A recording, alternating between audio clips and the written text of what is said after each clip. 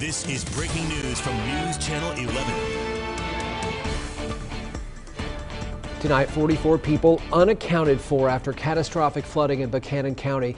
That's the latest from the sheriff's office, who said efforts continue at this hour to find people and reunite loved ones. So far tonight, no reports of fatalities. Now, the lack of cell service and power is making it very difficult for people in the flood zones to find their loved ones, which is why they have set up a hotline. We want to show you the number. The missing person and welfare check hotline for Buchanan County is 1-833-748-1424. There's also a reunification shelter and emergency shelter set up right now at the Twin Valley Elementary and Middle School. That's at 9017 Riverside Drive in Oakwood. You're going to find all that information right now on WJHL.com. The flood zone covers about 10 miles of Buchanan County from the Patterson community to the Jewel Valley community.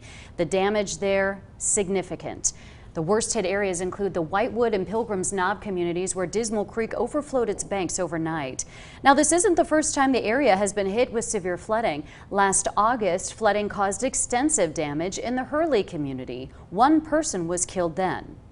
In addition to damaged homes, infrastructure appears to be severely impacted. The power is out tonight, water and sewer lines are heavily damaged, and so are roads. The Virginia Department of Transportation tonight said Route 638 and multiple connecting routes are heavily damaged. VDOT shared these images tonight. Van Sant, Virginia in Buchanan County did not receive as much damage as some other communities, but photos show it was still hit hard. This photo was taken early this morning in Van Sant, showing just how severe the flooding was in the streets.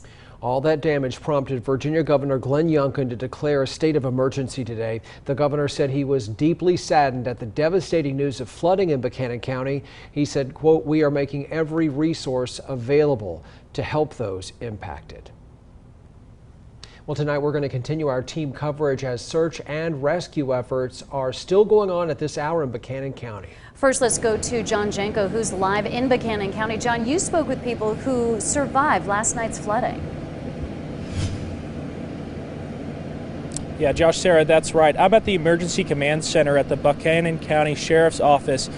Residents who live on the back roads most impacted by the flood called this flood a disaster. Right now, no injuries or fatalities have been reported, but it was still a terrifying night for those in the flood's direct path.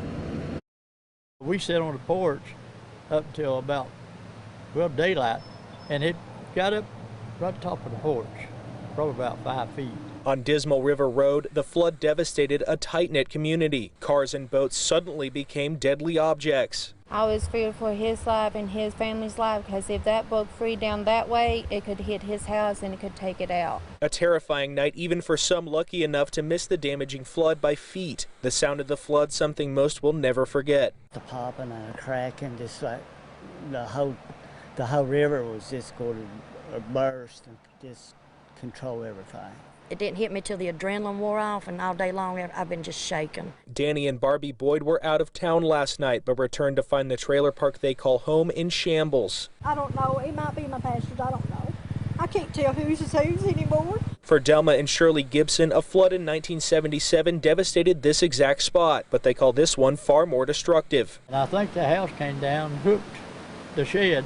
It took it all right on down through there. Throughout last night and the morning today, a desperate search for loved ones. Barbie Boyd says her mother was trapped in a car for over an hour. They found her at, 10:30? Yeah. It took it about 12 o'clock to get her out of the car. I am so glad that whoever got her out, I appreciate it. Because I was away and I could not. I was worried all night. Tonight, folks are picking up the pieces, but the effects of the flood will be felt for some time. They said the water pipes were busted everywhere, and they don't know when we'll have power. Yeah, this is going to be a cleanup effort that's going to take months and months. Some people don't know where they'll be living next, but most said they are glad that they and their loved ones are safe tonight. Live in Buchanan County, John Jenko, News Channel 11.